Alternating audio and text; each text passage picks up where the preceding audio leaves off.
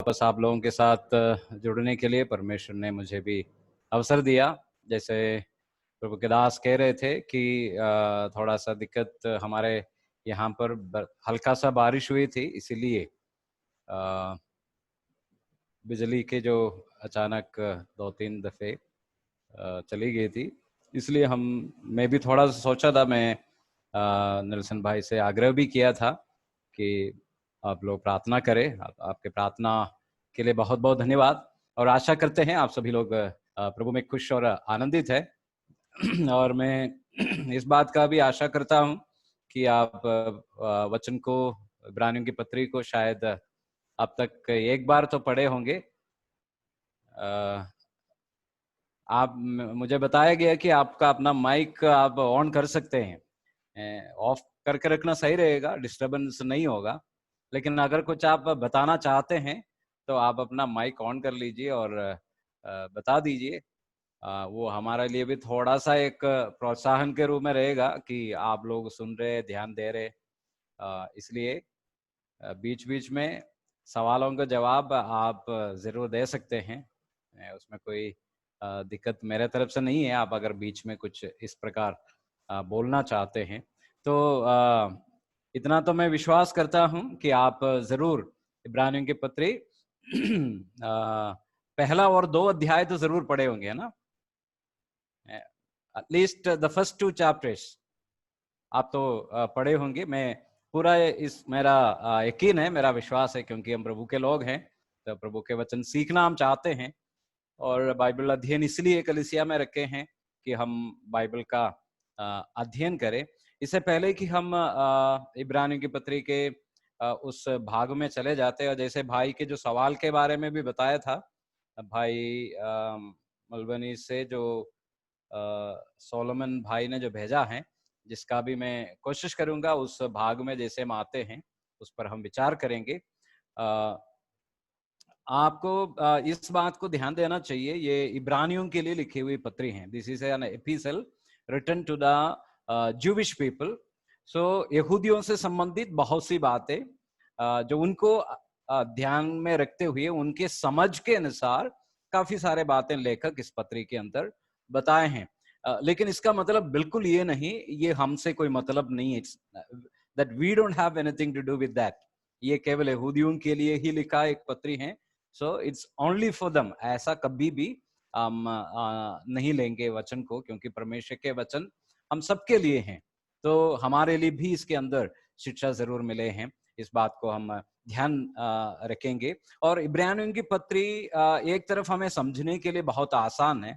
आसान इसलिए है क्योंकि यीशु मसीह का व्यक्तित्व को इस पत्री के अंदर, जैसे मैंने शुरू में बताया, बहुत ज्यादा लेखक बताना चाहते, दिखाना चाह रहे, द पर्सनालिटी ऑफ क्राइस्ट। और इस दौरान इस बात को कहते हुए यीशु मसीह को पुराने नियम के व्यक्तियों के साथ लेखक तुलना कर रहे। See, the writer compares Jesus Christ with the Old Testament personalities. पुराने नियम के व्यक्तित्वों की तुलना में प्रभु यीशु मसीह को इस पत्री के अंदर लेखक बताना चाह रहे। आपको जल्दी याद कर सकते हैं, पहला जो 4 पद हैं, चैप्टर 1, द फर्स्ट 4 वर्सेस, जहां पर एक तरफ ये पत्री का इंट्रोडक्शन है, परिचय है, साथ साथ हम इस बात को भी वहां पे देख सकते हैं कि प्रभु यीशु मसीह भविष्यद्वक्ताओं से वो महान है। इस बात को लेखक पहले जो 4 पद में कह रहे, that the Lord is superior और better than the Old Testament prophets. पुराने नियम के भविष्यद्वक्ताओं से प्रभु यीशु मसीह महान है। और 1:5 से लेकर दूसरे अध्याय का 18 वचन तक, चैप्टर 1 वर्स 5 to 2:18, हम ये पढ़ते हैं प्रभु यीशु मसीह वो स्वर्गदूतों से भी महान है। He is greater than the angels। जो स्वर्गदूत यहूदी लोगों के लिए काफी महत्व रखते थे, उन स्वर्गदूतों से भी प्रभु यीशु मसीह महान है। आगे चलकर प्रभु यीशु लेखक कहते हैं यीशु मसीह मूसा से भी महान है। He is greater than Moses. तीसरे अध्याय का 1 से लेकर के शायद हम ये भी कह सकते हैं 4 अध्याय का 13वां आयत तक, 13वीं आयत तक, चैप्टर 3 1 to 4:13 मूसा से प्रभु यीशु मसीह महान है, उस बात को बताते हैं। और फिर 4 का 14 से लेकर 7 अध्याय तक यीशु मसीह पुराने नियम के जो पहला महायाजक हारून था, उस हारून से भी वे महान है। That the Lord is superior to Aaron और इज ग्रेटर देन आरन, वो हारून से भी महान, इस बात को भी वहां पर बताया। इस तरह प्रभु यीशु मसीह को पुराने नियम के उन महान व्यक्तियों को तुलना करके लेखक कहना चाह रहे, देखो यीशु मसीह इन सबों से जो तुम समझते हो कि वे काफी महत्वपूर्ण हैं, जरूर महत्वपूर्ण थे, लेकिन उन सबसे प्रभु यीशु मसीह महान है। और आगे जाकर 8 अध्याय से प्रभु के उन कार्यों के बारे में बताया जा रहे हैं। पुराने नियम के जो वाचा है, पुराने वाचा से वो महान है।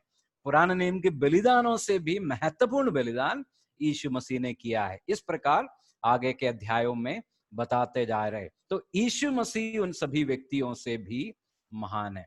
और क्योंकि आपके बीच में कोई ऐसा भी होंगे वचन को काफी गंभीरता से अध्ययन करना चाहते हैं, मैं उनके लिए बताना चाहता हूं कि इब्रानियों के पत्री का लिखने का एक जो विशेषता जो कि हम पौलुस की पत्रियों में नहीं देखते हैं, वो ये है, पौलुस की पत्रियों को हम अक्सर 2 विभाजन करते हैं। पौलुस के जितने भी पत्रियां हैं जो जिसका 3-4 अध्याय होते हैं, उन सभी को हम 2 भागों में बांट सकते हैं। एक तो डॉक्ट्रिनल पार्ट होते हैं, सिद्धांत है, जो शुरुआत में जो आते हैं शिक्षा है पौलुस की, और उसके बाद आखिरी अध्यायों में पौलुस प्रेरित उनके व्यवहारिक बातें बताते हैं। See there is doctrine and practice. पौलुस के सभी पत्रियों में आप इस बात को देख सकते हैं। खासकर अगर आप देखना चाहते हैं रोमियों की पत्री का 1 से 11 अध्याय तक डॉक्ट्रिनल पार्ट है, और 12 से लेकर आखिरी तक वो प्रैक्टिकल है, व्यवहारिक है।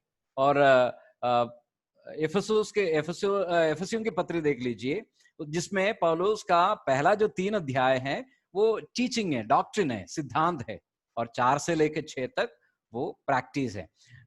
वो है पौलुस प्रेरित का लिखने का तरीका। ये ऐसे क्यों लिखा आपको पता है जी? डॉक्ट्रिन इज नीडेड, हमें सिद्धांत की जरूरत है, but then doctrine is not sufficient alone. लेकिन सिद्धांत मात्र काफी नहीं है, सिद्धांत मात्र काफी नहीं है। मैं ये बताने का कारण ये है, आज भी हमारे घर पे बातचीत हो रहे थे, मेरी पत्नी किसी संदर्भ में वो बता रहे थी कि हम लोग बहुत कुछ जानने वाले लोग हैं, हम जानकार है, वी आर नॉलेजेबल पीपल। मैं उनको बारे में बता रहा जो विश्वासियों के बीच में या फिर मसीहियों के बीच में हम जो लोग, कौन लोग हैं? We are knowledgeable people. हम वचन को अच्छी तरह जानने वाले लोग हैं। हम इस बात पे काफी गर्व करते हैं। यस ब्रदरन, मतलब वचन की ठीक शिक्षा जानते हो, चाहिए भी, हमें सीखना भी चाहिए, but then that is not enough. पौलुस प्रेरित कुरिन्थियों को बताते हैं कि ज्ञान क्या करते हैं? ज्ञान से हम घमंडी बन जाते हैं। सी इट मेक्स अस, हमें वो फूलते हैं। बहुत ज्यादा दिमागी ज्ञान से हम इतने ज्ञानी हो जाते हैं, व्यवहारिक और जरूरी बातों पर हम बिल्कुल ध्यान नहीं देते हैं। ऐसा ना हो, इसलिए बाइबल के अंदर लेखकों ने साफ तौर पर अगर शिक्षा दिया है, उस शिक्षा के अनुसार मुझे और आपको कैसे चलना है, इस बात को भी बताया है। शिक्षा इसलिए है, ये पालन करने के लिए। See doctrine is given in order that we may practise it. Is not merely to read and understand and keep in our mind. केवल इतना ही नहीं है कि हम इसलिए सीखते हैं, इसके अनुसार हम चल पाए। तो अगर हम इब्रानियों की पत्री में आते हैं, जो अलग बात आप इसमें देखते हैं, पौलुस के उस तरीका जो one part doctrine and other part practice, वो इस पत्री में आप नहीं देखते हैं। आप उदाहरण के तौर पर देख लीजिए, पहला अध्याय पौलुस का एक एक्सपोजिशन है, टीचिंग है। इब्रानियों की पत्री एक अध्याय लेखक का, पौलुस का नहीं, कई लोग पौलुस भी मानते हैं लेखक के रूप में। अगर आप ऐसे मानते हैं, मैं बिल्कुल उससे विरोध तो नहीं करूंगा, लेकिन पहला अध्याय इब्रानियों की पत्री एक्सपोजिशन है, टीचिंग है। लेकिन आप देख लीजिए तुरंत अध्याय 2 का 1 से 4 तक जो भाग है वो एक एक्सोटेशन है, एक प्रैक्टिकल एप्लीकेशन पार्ट है। तो ये जो तरीका इब्रानियों के अंदर आप बार बार देखते हैं, मतलब आपको शिक्षा मिलेगा, तुरंत बाद प्रैक्टिकल एप्लीकेशन। और इस तरह इब्रानियों की पत्री के अंदर हम 5 प्रकार के एक्सोटेशन, वार्निंग पैसेजेस हम देखते हैं, जो चेतावनी के तौर पर, प्रोत्साहन के तौर पर लेखक का बताए हुए 5 वार्निंग पैसेजेस आर देयर। अगर प्रभु की इच्छा है तो, अगर हमें समय मिलते हैं, हम जैसे उस भाग में जाएंगे उन बातों को भी देखने का जरूर कोशिश करेंगे, जो वार्निंग पैसेजेस है।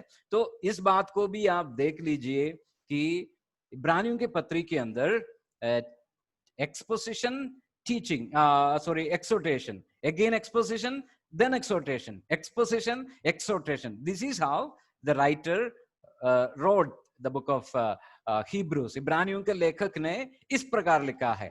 वो शिक्षा देते हैं, उसके तुरंत बाद व्यवहारिक बात, फिर से शिक्षा, फिर व्यवहारिक बात।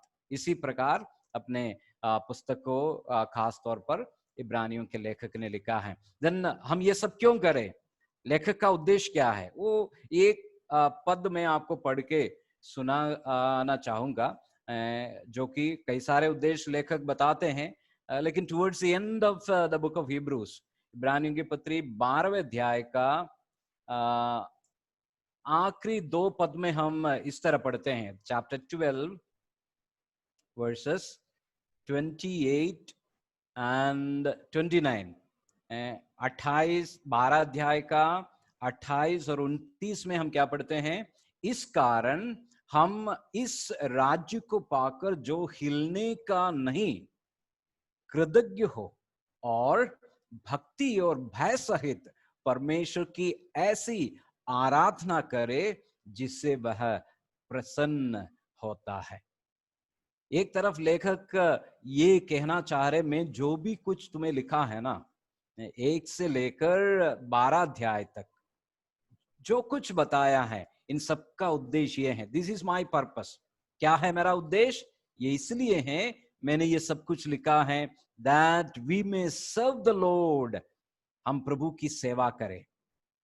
कैसे सेवा करें, हम ऐसी सेवा करें जो उसको प्रसन्न होने वाले हो, भय और भक्ति समेत हम उसकी सेवा करें।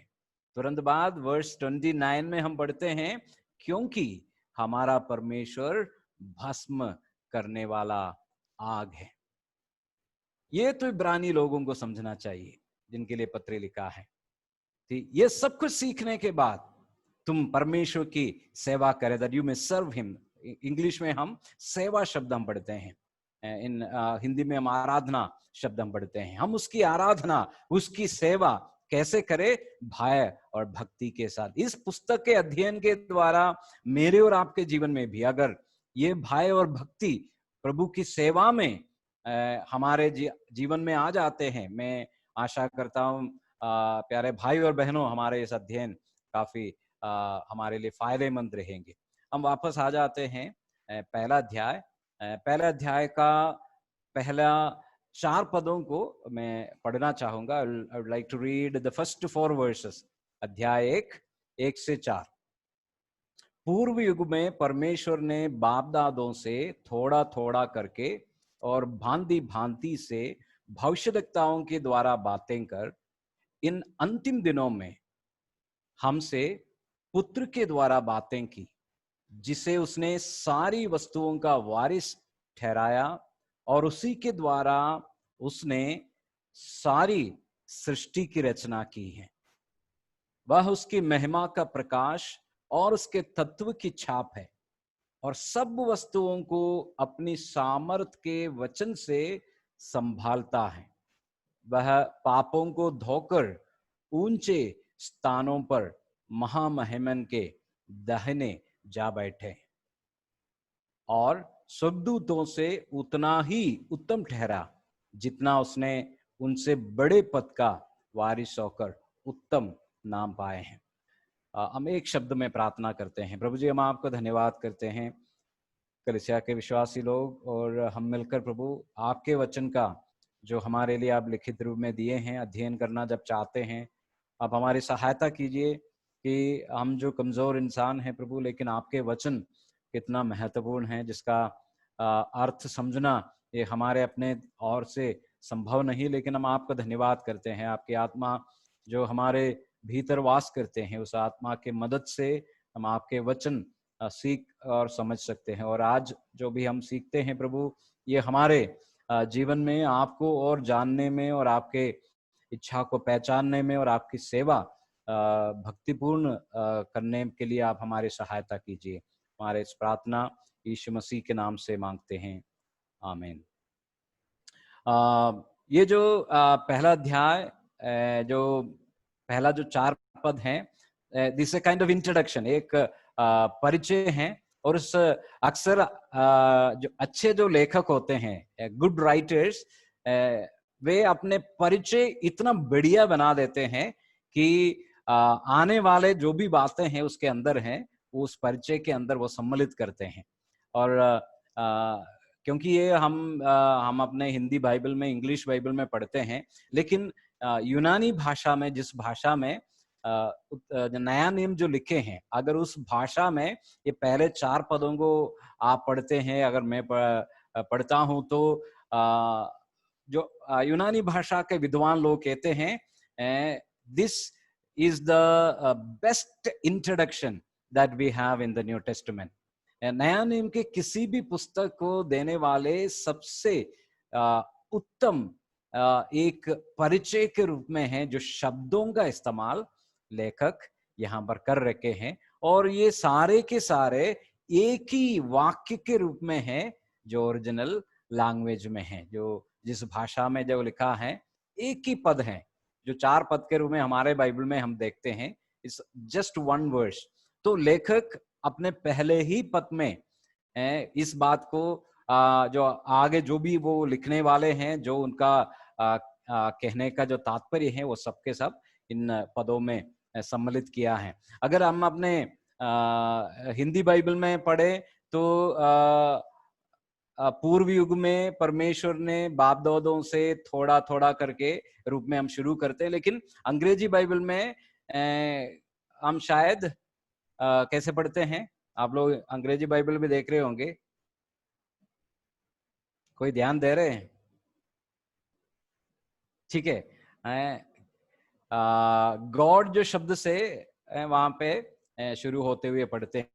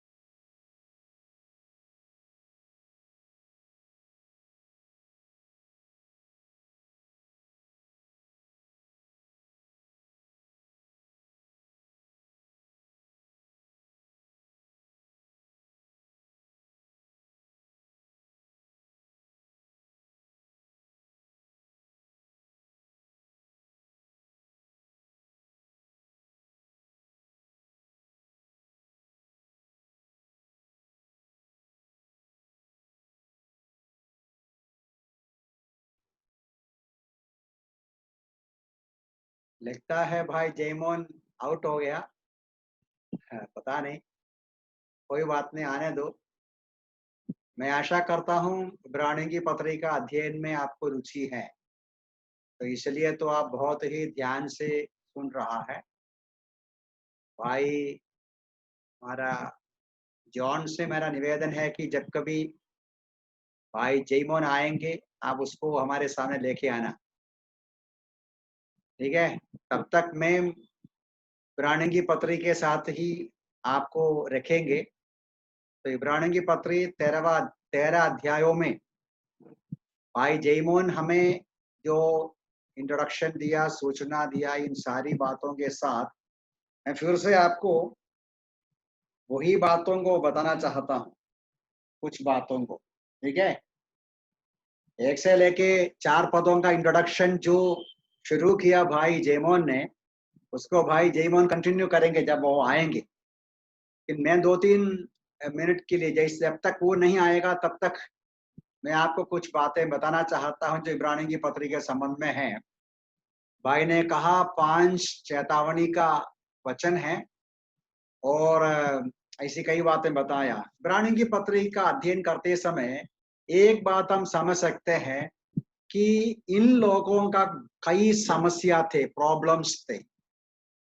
अब देखिए उसका ये जो करीबन अंतिम में, ये जो इब्रानियों की पत्री का करीबन अंतिम में लिखने वाला बोलते हैं, 13वां अध्याय में है मेरे ख्याल से, मैं आपको बताता हूं।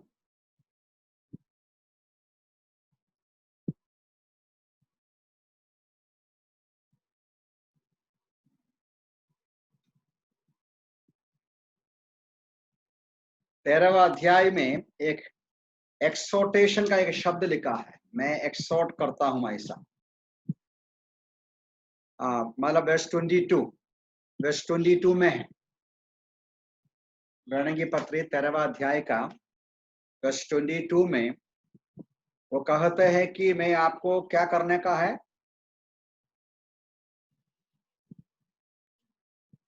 22 अपील है, भाइयों मैं तुमसे आग्रह करता हूं कि इस उपदेश के वचन तो लिखने वाला का सबसे बड़ा लक्ष्य यह है कि पाठकों को उपदेश देना, एक्सोर्टेशन देना। लेकिन जब हम ध्यान से पढ़ते समय ये जो पुस्तक के अंदर इन रीडर्स का करीबन 6 समस्या देख सकते हैं। ये 6 समस्या आज भी हमारे जीवन में हो सकते हैं। तो इसलिए मैं उन बातों को मैं जल्दी बताना चाहता हूं। ये 6 समस्या नंबर 1 2:1 में पढ़ते हैं। 2:1 में लिखा है कि, एक में नहीं, एक्चुअली 1 से लेके 3 पदों में है। वो 3 पद में, तो हम ऐसे महान उद्धार की उपेक्षा करके, how shall we escape if we neglect so great salvation. उनका पहला प्रॉब्लम था, वो क्या करते थे, उपेक्षा करते थे। क्या है उपेक्षा करना? मतलब वो लोग पाया हुआ उद्धार और वो लोग पाया हुआ आत्मिक आशीषें, यीशु मसीह में मिला हुआ जो भी अनुग्रह और आशीषें हैं, वो उपेक्षा किया, ध्यान नहीं दिया, उसको बराबर ध्यान नहीं दिया। ये उसका एक समस्या है। one of the problems, they neglected the word of God। उद्धार के संबंध में उपेक्षा किया। और भी उसका समस्या है, मैं जरूर वो भी बताता हूं। तब तक भाई जेमोन मेरे से भी थोड़ा सुनेगा, ठीक है। हिब्रू, बुक ऑफ हिब्रूस में इब्रानियों की पत्री पढ़ने वाले मसीह विश्वासियों का कई प्रॉब्लम्स इसमें सूचना देते हैं। बड़ी समस्या ये है, वचन का उपेक्षा करते थे, वो एक है। और भाई जेमोन बोलने के पहले एक और मैं बोलूंगा, कम से कम आपके याद में रहे एक और बात। वो 3रा अध्याय में है। 3रा अध्याय का 11 पद को देखिए, मैं पूरा नहीं पढ़ेगा। वहां लिखा है कि 12 में है, अविश्वासी हो जाएं, अविश्वासी हो जाएं। 14 पद में, हम अपने प्रथम भरोसे पर अंत तक दृढ़ता से स्थिर रहते हैं तो मसीह के भागीदारी बन गए। यहाँ का समस्या का सूचना ये है, इब्रानी पुस्तकों का पढ़ने वालों का समस्या नंबर 2 क्या थे? वे उनका भरोसा छोड़ दिया, विश्वास में कमजोर हो गए, सुना हुआ वचन को ध्यान नहीं दिया। तो वचन का उपेक्षा करना, वचन का अविश्वास करना, उन विश्वासियों का समस्या था, आज भी वो समस्या हो सकते हैं। मेरी निवेदन है भाई जयमोहन से, आप कंटिन्यू कीजिएगा।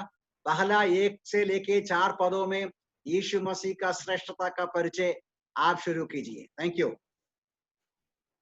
Thank you for helping in between. सुनाई दे रहे हैं ना? Can you here? Okay yes. Okay okay. तो पहला जो 4 पद में जैसे हमने बताए हैं कि यीशु मसीह की महानता उन पुराने नियम के संतों की तुलना में यहाँ पर हम पढ़ते हैं। लेखक यहाँ पर कहते हैं कि परमेश्वर पूर्व युग में अपने आप को प्रकट करता था। पूर्व युग में मतलब हम यहाँ से समझ सकते हैं ये उस समय है जो पुराने नियम के जो समय के बारे में भविष्यद्वक्ताओं के द्वारा परमेश्वर अपने आप को प्रकट करता था। और दूसरे पद में हम पढ़ते हैं, इन अंतिम दिनों में हमसे पुत्र के द्वारा बातें की हैं। तो एक दो बात हमें यहाँ पर समझने की जरूरत है कि पुराने और नया नियम ये दोनों एक ही परमेश्वर ने दिया है। This is not two different things. यहूदी लोग आज भी ये नहीं मानते हैं। यहूदियों के बाइबल आपको पता है वो क्या है? यहूदियों का बाइबल मतलब केवल 39 पुस्तक है। There are only 39 books. वो केवल मलाकी तक पुस्तकों को ही मानते हैं। उनके लिए कोई नया नियम नहीं होते हैं। They don't have new testament. लेकिन यहाँ से इस भाग से इस बात एकदम साफ होती है कि Old Testament as well as the New Testament, पुराना और नया नियम, ये परमेश्वर जो पुराने नियम को प्रकट किया हुआ परमेश्वर ने ही नया नियम को भी प्रकट किया है। It is the same God who revealed the Old as well as New Testament. पुराना नया नियम ये दोनों एक ही परमेश्वर ने प्रकट किया है। इस बात हम यहाँ से समझ सकते हैं। और दूसरी बात हमें और लेखक ये ध्यान देना हमसे चाहते हैं, वे ये कहते हैं कि इन जो प्रगटीकरण पुराने और नया नियम का जो परमेश्वर ने अपने आप को प्रकट किया, वो उसमें थोड़ा सा जो फर्क हम ये देखते हैं कि अंतिम दिनों में, ये जो अंतिम दिनों में जो परमेश्वर ने प्रकट किया वो अपने पुत्र के द्वारा परमेश्वर ने प्रकट किया। पुराने नियम में भविष्यद्वक्ताओं के द्वारा जो सेवक हुआ करते थे, उनके द्वारा जब परमेश्वर ने अपने आप को प्रकट किया, तो इन दिनों में या अंतिम दिनों में परमेश्वर ने अपने पुत्र के द्वारा हमसे बातें किया है। तो परमेश्वर का दास जो लेखक ये बताना चाह रहे कि नया नियम में जो प्रभु ने प्रकट किया, ये एक ऐसा जो प्रगटीकरण है वो संपूर्ण है, ये फाइनल है। बाइबल के जो प्रगटीकरण को बाइबल के जो विद्यार्थी लोग कहते हैं, इट इज प्रोग्रेसिव रेवलेशन। मतलब उत्पत्ति में जो परमेश्वर ने प्रकट किया थोड़ा सा, उसके बाद निर्गमन में आकर कुछ और प्रकट किया। इस तरह थोड़ा थोड़ा करके परमेश्वर अपनी बातों को प्रकट करते आया, प्रोग्रेसिव है। लेकिन जब पुत्र में आया, यीशु मसीह में आया, वो प्रकटीकरण संपूर्ण है। तो लेखक यहाँ पर कई सारे पुस्तक अगर आप पढ़ते हैं, आपको लिखते हैं कि ये कई लोग बताते हैं superiority of the New testament revelation, नया नियम का प्रकटीकरण की श्रेष्ठता लेखक इस पुस्तक में बताना चाहते हैं। शायद वो सही है, लेकिन मुझे लगते हैं लेखक ये बताना चाह रहे हैं the finality of the revelation given by Jesus Christ. यीशु मसीह के द्वारा दिया हुआ प्रकटीकरण का finality, this is the final one, the ultimate one, the complete one, the perfect one. अभी तक जो कह के आया, परमेश्वर ने जो सिखाया, वो तो पुराने नियम से थोड़ा थोड़ा करके मिला। Once it is revealed through the Son, it is a final, this is a complete, there is nothing beyond this. इसके आगे और इसके बाद कुछ नहीं है। The Lord Jesus is the final and the ultimate revelation of God. हम John chapter 1 verse 14, यूहन्ना 1:14 में हम इस बात को समझ सकते हैं। यूहन्ना ने बताया कि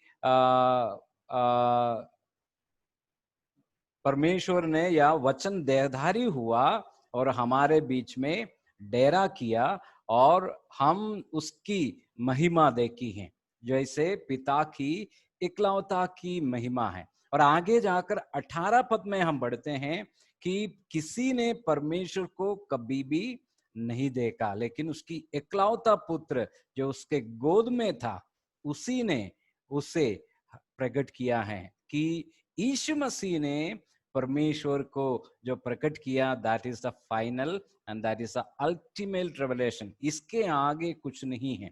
तो जो इब्रानी विश्वासी लोग इस प्रभु को छोड़कर, इस वचन को छोड़कर पुराने बातों की ओर जो जाना चाहते थे, उनको लेखक कह रहे this is the final one, this is ultimate revelation, therefore you should not go by, you should not linger by। अब ये जो पुत्र जिसमें परमेश्वर ने अपने आप को प्रकट किया, ये पुत्र कौन है? Who is this son? That is what the writer says in verses 2 and 3। 2 और 3 पदों में 7 बातें जो पुत्र के बारे में लेखक यहाँ पर बताते हैं। कि अगर आप में से कोई भी ये लिख रहे हैं तो आप लिख लीजिए वर्सेस 2 and 3। प्रभु यीशु मसीह की श्रेष्ठता के संबंध में 7 बिंदु लेखक यहाँ पर बताते हैं। पहली बात, वर्स 2 में दूसरी आयत में हम पढ़ते हैं, He is the heir of all things। ये पुत्र कौन है? सबका वारिस है, पुत्र वारिस है। सन इज द हेयर। ये है पहली बात प्रभु यीशु मसीह के या पुत्र के बारे में लेखक बताते हैं। And second, he is the creator. ये पुत्र कौन है? वो सृष्टिकर्ता है। दूसरे आयत में ही हम पढ़ते हैं, और उसी के द्वारा उसने सारी सृष्टि की रचना की। सन इज द क्रिएटर, पुत्र सृष्टिकर्ता है। और तीसरे आयत में जब हम आ जाते हैं, फिर आगे हम पढ़ते हैं कि तीसरी बात कि he is the radiance of God's glory. परमेश्वर की महिमा का प्रकाश है।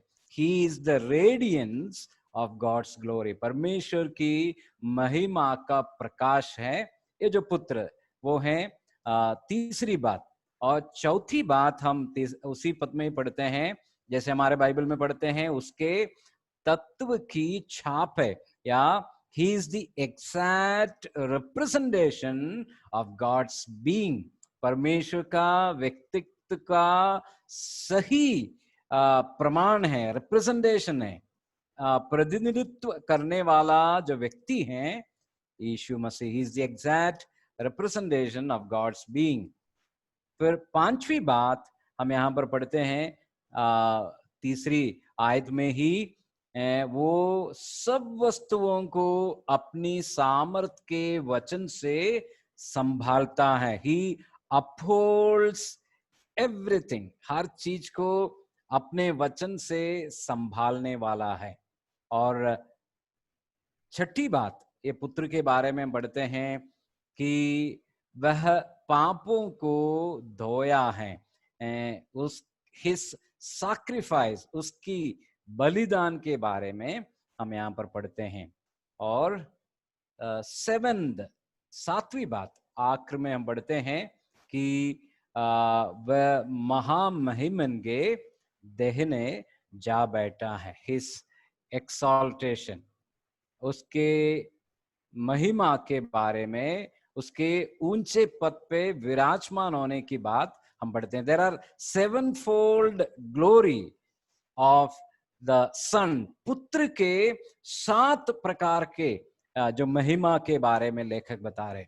अब लेखक का उद्देश्य क्या है? लेखक ये बताना चाह रहे हैं कि देखो, जिस पुत्र के द्वारा परमेश्वर ने अपने आप को जो प्रकट किया, वो कौन है? वो ये सब हैं जिसके द्वारा परमेश्वर ने हमें आखिरी तौर पर final part of his revelation came through somebody who is a son। जो पुत्र है, उसका स्वभाव पुत्र का स्वभाव है। वो पुत्र कौन है? वो पुत्र ये है, he is the heir। वो सबका अधिकार रखने का वारिस है, सबके ऊपर उसका अधिकार है। वो अधिकार क्यों होगा? Because he is a son, he is the heir. वो पुत्र हैं इसलिए वारिस है।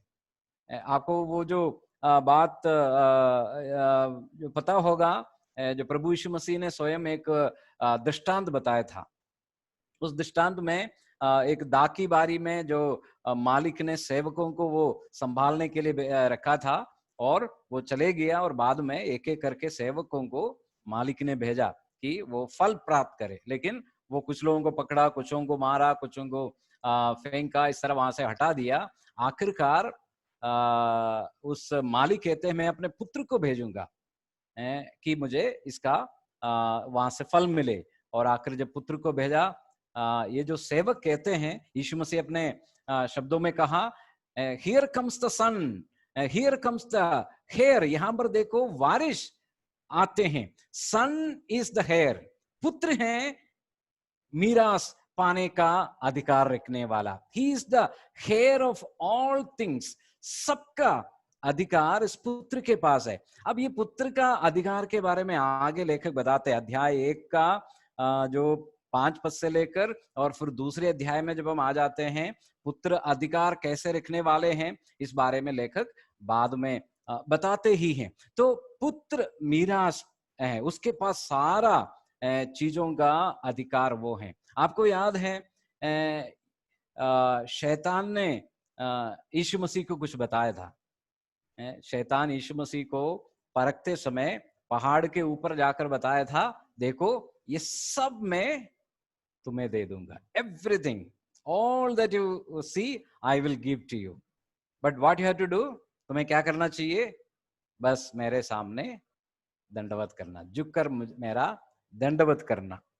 प्रभु ने क्या जवाब दिया हम जानते हैं, मैथ्यू चैप्टर 4 में हम इस बात को पढ़ते हैं। लेकिन यीशु मसीह के बारे में हम यहाँ पर पढ़ते हैं, he is the heir of all, उसका वो सारा अधिकार यहाँ पर मिल चुके हैं, वो सारे सबका अधिकारी बनने वाले हैं। कैसे बना? शैतान की तरीका से नहीं। It's not the way that Satan wanted, but the way that God appointed him. Matthew chapter 28, मत्ती 28 अध्याय में हम पढ़ते हैं, प्रभु यीशु मसीह कहते हैं सारा अधिकार मुझे दिया गया है, I am given all authority. सारा अधिकार पुत्र को मिला है। कैसे मिला?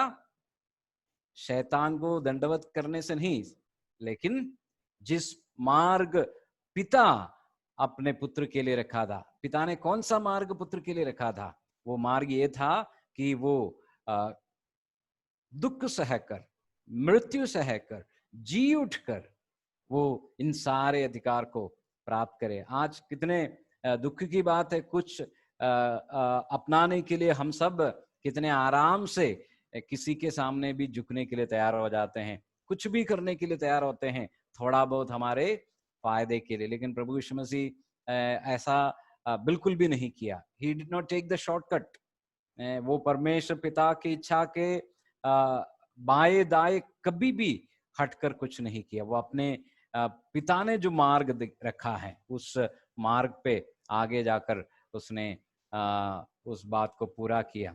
अगर प्रभु यीशु मसीह मीरास है तो फिर क्या है? हम आगे पढ़ते हैं गलातियों के 4 अध्याय में, रोमियो 8 अध्याय में पढ़ते हैं, if he is here then we shall be joined heirs with him, हम उसके संग मीरास बनने वाले हैं। The Lord is the heir of all and we shall be joined heirs. Not only he is the heir, he is the creator. वो सृष्टि करता है, वो सबका बनाने वाला परमेश्वर है। जॉन चैप्टर 1 वर्स 3 में हम पढ़ते हैं वो सृष्टि करता है। अब मैं इन सभी बातों का अब वर्णन कर कर आगे बढ़ने में असमर्थ हूँ, लेकिन मैं इसमें से आपको 3 बातें याद दिलाकर आगे बढ़ना चाहूंगा कि लेखक यहाँ पर कह रहे हैं, एज अ रिवीलर, यीशु मसीह प्रकट करने वाले के रूप में उनके अंदर आप ऐसे 3 गुणों को देखते हैं जो पुराने नियम में 3 व्यक्तियों के जो सेवकाई में देखता था।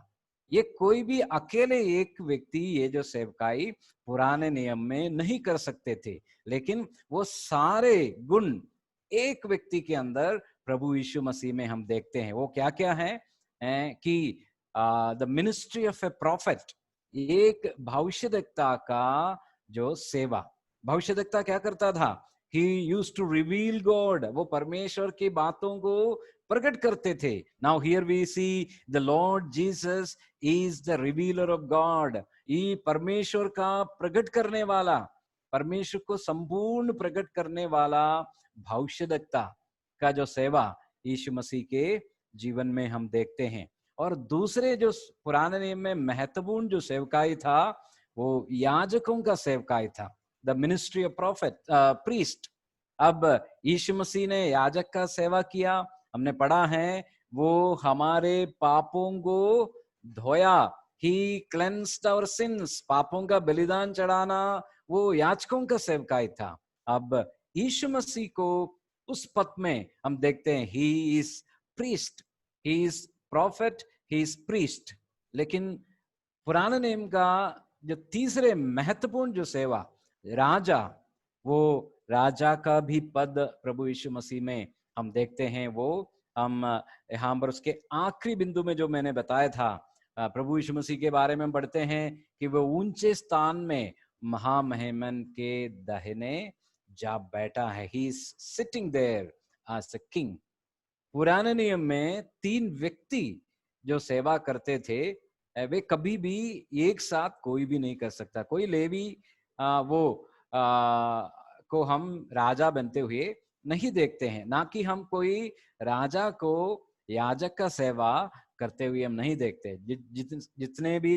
जिन्होंने भी ये कोशिश किया उनको उसका दंड मिला है, चाहे राजा उसिया हो, चाहे वो राजा शाऊल हो. याजक का सेवा करने के लिए जब भी वो कोशिश किया उसका उचित सजा मिले हैं. लेकिन यहाँ पर यीशु मसीह में ये तीनों सेवा है, जिसका तात्पर्य है, लेखक ये बताना चाह रहे, लुक एट दिस सन, जिस पुत्र के द्वारा परमेश्वर ने हमें ये जो प्रकट किया, this is the final one, this is the ultimate revelation. इस पुत्र में होकर जो प्रकटीकरण हुआ वो सबसे महत्वपूर्ण है. अब लेखक उसका 1:5 से लेकर उसका 14 जो पद तक, और फिर दूसरे अध्याय में यीशु मसीह को स्वर्गदूतों के तुलना में प्रकट करने का के लिए वो कोशिश किया है. The Lord is compared to the angels.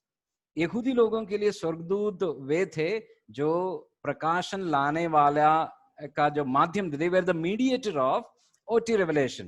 पुराने नियम में वे मानते थे जो पहाड़ पर स्वर्गदूत ने मूसा के पास वचन पहुंचाया और स्वर्गदूतों के द्वारा वचन पहुंचा है. तो इस बात को बताने के लिए प्रभु यीशु मसीह स्वर्गदूतों से कितना श्रेष्ठ बन गया है, उसको बताने के लिए लेखक पुराने नियम से ऐसे 7 भागों को, 7 ऑल्ड टेस्टामेंट प्रोफेसीज, 5 पद से लेकर आप अगर उसका 13वां पद तक पढ़ते हैं, there are 7 Old Testament quotation that the author took to prove that the Lord is much superior to the Old Testament prophets. पुराने नियम के जो भविष्यद्वक्ता या जो स्वर्गदूत थे, उन स्वर्गदूतों से भी प्रभु यीशु मसीह महान है.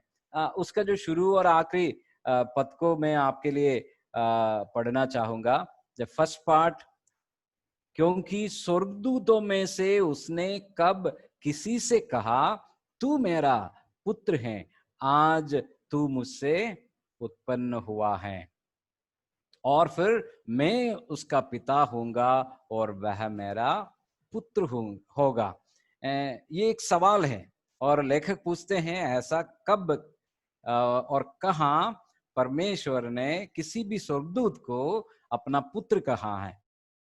इसका मतलब यह है यीशु मसीह को परमेश्वर ने अपना पुत्र कहा है. ये कहाँ है? भजन संहिता 2 और उसका 7वीं आयत में, साम नंबर 2 and verse 7, जिसको हम एक मसीहानिक साम समझते हैं, यीशु मसीह के संबंधित भविष्यवाणी है. उस भविष्यवाणी के अंदर इसको हम कहते हैं एनथ्रोनमेंट साम. राजा को सिंहासन पर बिठाते समय गाने वाला एक भजन था जो राजा बनता था इसराइल का, उसको परमेश्वर अपना पुत्र मानते थे. The king, whoever became king, he was admitted as a son of God. तो वो है ये जो भजन है. तो यीशु मसीह को ही परमेश्वर ने राजा के रूप में नियुक्त किया. ही इज द रूलर, वो शासक है. इस बात को लेखक यहाँ पर बता रहे हैं, जबकि स्वर्गदूत हैं वो केवल सेवक है. आप उसका 13वीं आयत में भी ये सवाल के साथ ही लेखक आगे बढ़ते हैं. वो सारे पद शायद आप स्वयं उसको ढूंढ के निकाल सकते हैं. 7 Old Testament prophecies to prove Son's superiority over the angels. स्वर्गदूतों से प्रभु यीशु मसीह महान है, इस बात को बताने के लिए पुराना नियम से 7 बातें, 7 पदों को निकाल करके लेखक यहाँ पर बताते हैं. और आखिरी पद में लिखा है कि और स्वर्गदूतों में से उसने किससे कब कहा, तू मेरे दाहिने बैठ, जब तक कि मैं तेरे बैरियों को तेरे पाँव के नीचे की पीढ़ी ना कर दूं. ये साम 110, भजन 110 और उसका पहली आयत है. इब्रानियों के लेखक के बारे में सब मुझे बहुत कुछ कहना है. अब मेरा जो सिखाने का तरीके के हिसाब से मैं अभी नहीं सिखा रहा हूँ. अगर मैं अपने भाई से बातचीत के दौरान हमने बात भी किया था. मैं एक क्लासरूम सेटिंग्स में स्टूडेंट्स को सिखाता हूँ, जो इन बातों को, इस पुस्तक को कैसे हम समझ सकते हैं. How you understand this book and the context in which it is written. इस किस परिस्थिति में लिखा है, उस बात का है हम एक क्लासरूम में जो सिखाते. तो मैं इन सभी बातों को लेकर एक एक करके बताने की जरूरत है, लेकिन फिलहाल मैं उसका कोशिश नहीं करता. तो ये जो पहला 5 से लेकर 13वीं आयत तक या 14 आयत तक पहले अध्याय में यीशु मसीह स्वर्गदूतों से श्रेष्ठ हैं. उसके अधिकार को दिखाने वाले भजन संहिता से अधिकतर पदों को लेकर लेखक ये बता रहे यीशु मसीह इन सबों से, स्वर्गदूतों से भी महान है और भविष्यद्वक्ताओं से भी महान है. यीशु मसीह की बातों को महत्व हमें देना चाहिए. इन बातों को इन पहले अध्याय में हम पढ़ते हैं. और दूसरे अध्याय का 1 से 4, शायद मेरा समय I got how many minutes left now? Should I touch upon this verse or should I wait? 4 minute है. 4 मिनट है, ठीक है. देखो, हम प्रभु के दास ने पहले से बता चुका है दूसरे अध्याय का 1 से लेकर के जो बातों को. इस कारण चाहिए कि हम उन बातों पर जो हमने सुनी है और भी मन लगाए, ऐसा ना हो कि बहक उनसे दूर चले. This is the first warning passage in the book of Hebrews. इब्रानियों की पत्री का पहले चेतावनी है. पहला जो 2 से लेकर दूसरे अध्याय का 1 से 4 पद तक पहले जो चेतावनी लेखक इन पाठकों को दे रहे कि हमारे साथ कुछ समस्या है, विश्वासियों के साथ समस्या है. समस्या क्या है? हम वचन को सुनते हैं, है ना. We all hear the word of God. अभी आप लोग भी वचन को सुन रहे हैं, लेकिन ये जो सुनने वाला वचन हमारे जीवन में कोई काम नहीं आते हैं. हम केवल सुनने वाले रह जाते हैं. हम क्या नहीं करते? मन नहीं लगाते हैं. और इसका जो दुष्परिणाम भी वहां पर बताए हैं लेखक ने. अगर मैं और आप परमेश्वर के वचन को जो सुनते हैं, अगर उसको ठीक से अगर नहीं सुनते हैं, उसका दुष्परिणाम, व्हाट इज द कॉन्सिक्वेंस, इस बात को भी लेखक यहाँ पर बताना चाहते हैं और दिखाना चाहते हैं. प्रभु के वचन सुनना ये किस उद्देश्य के लिए है? हम मत्ती सुसमाचार 13वें अध्याय में प्रभु यीशु मसीह ने बीज बोने वाले का दृष्टांत बताया था। बीज बोने वाला, हम सब प्रभु के वचन को सुनने के लिए बैठते हैं। कई बार हम कैसे बैठते हैं, विद जजिंग हार्ट, हमें वो न्याय का एक मन के साथ हम बैठते हैं। सी वी वांट टू जज, क्या जज करने वाले हैं कि कैसा अच्छा प्रचार है। हम मार्क देना चाहते हैं प्रचारक, हाँ ठीक है, बढ़िया प्रचार किया था, बहुत अच्छा भाषण था। हम कई बार ऐसे प्रभु के वचन को लेकर बैठते हैं। या many a time our attitude is a careless attitude, लापरवाही का मन से हम वचन को सुनते हैं। 13 अध्याय में मत्ती सुसमाचार में पढ़ा, कुछ जो बीज हैं सड़क के किनारे गिर गया। some of the seed fell among fell on the wayside, सड़क के किनारे जहां पर कोई फल नहीं लाया। कई बार मेरे और आपके जीवन, मेरे और आपके मन इतना कठोर हो जाते हैं, वचन जो सुनते हैं कोई उसका काम नहीं रहते हैं, और हम एक कैलस एटीट्यूड, सांसारिक चीजों से भरा हुआ हमारे मन के साथ हम परमेश्वर के वचन को सुनते हैं, और वचन हम सुनकर यूं ही छोड़ देते हैं। जैसे उस दृष्टांत में बताए हैं कि लिखा है कि जो झाड़ी है, इस उगा हुआ जो वचन को दबा दिया, the pleasures, the desires, it crushed the grown up word, the seed, जो बीज बोया, जो उग के आया, उसको दबा दिया है। तो ये सब कई बार मेरे और आपके जीवन के साथ होते हैं। लेकिन आप मत्ती लूका सुसमाचार 8 अध्याय का 18 पद पढ़ के देख लीजिए। मैं यहाँ पर इसको समाप्त कर रहा हूँ। इस वचन किस प्रकार सुनना है, इब्रानियों की पत्री के अंदर जो बताए हैं, मैं शायद अगले बार इसको आपको बताऊंगा। लेखक इसके बारे में कुछ यहाँ पर बताते हैं। 8 का 18 लूका सुसमाचार में हम पढ़ते हैं, हाउ यू लिसन, किस प्रकार तुम सुनते हो, उस बात का ध्यान करो। आप उस भाग को जरा देख लीजिए, लूक्स गॉस्पेल चैप्टर 8 वर्स 18। लूका 8 का 18। अगर आप में से कोई पढ़ना भी चाहते हैं पढ़ सकते हैं।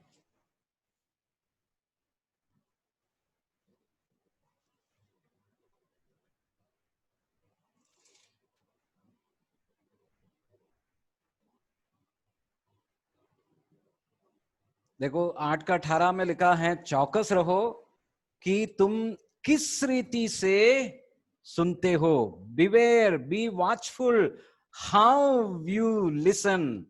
हम वचन कैसे सुनते हैं ये महत्वपूर्ण है।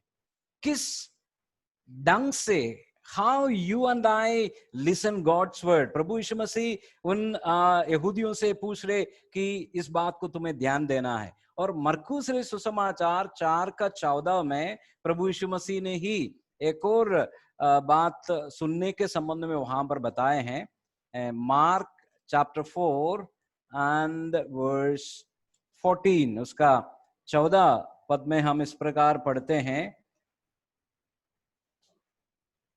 24। फिर उसने उससे कहा, चौकस रहो कि क्या सुनते हो। See, both of those things are important. How you listen and what you listen. हम क्या सुनते हैं और हम कैसे सुनते हैं, ये महत्वपूर्ण है। यहां पर इब्रानियों के विश्वासियों के संबंध में ये वचन सुनता था, वचन सुने हैं, लेकिन वो क्या सुना, कैसा सुना, क्या सुनने से उनको कुछ फायदा हुआ, इस पर वहां पर लेखक उनसे पूछना चाहते हैं। वहां पर वो बताते हैं कि इसलिए तुम्हें ध्यान देना चाहिए कि भविष्यद्वक्ताओं की बातें अगर महत्वपूर्ण रहा, स्वर्गदूतों की बात अगर महत्वपूर्ण रहा, जो बातें तुमने सुनी हैं उस बातों पर तुम्हें और भी ध्यान देना चाहिए, क्योंकि यहाँ पर बोलने वाला और कोई नहीं, it is the Son himself. The one who speaks here is the very Son himself. पुत्र ने बातें किया है, पुत्र की बातें हैं, तो और भी मन लगाने की आवश्यकता है. The word of God that we hear, we should be very, very cautious how we hear and what we hear. I'm really sorry that I couldn't complete what I thought about, and in between that break also came the unexpected electricity break. So हम आशा करते हैं आगे हम इस अध्ययन को जारी रखेंगे. Thank you very much.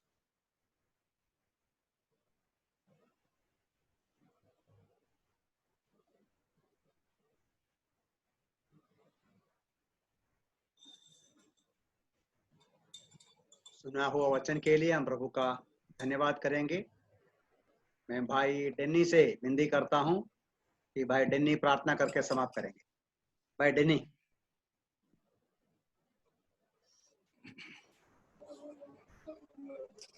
Our gracious Heavenly Father, we thank you this night for having given us this time with your precious word.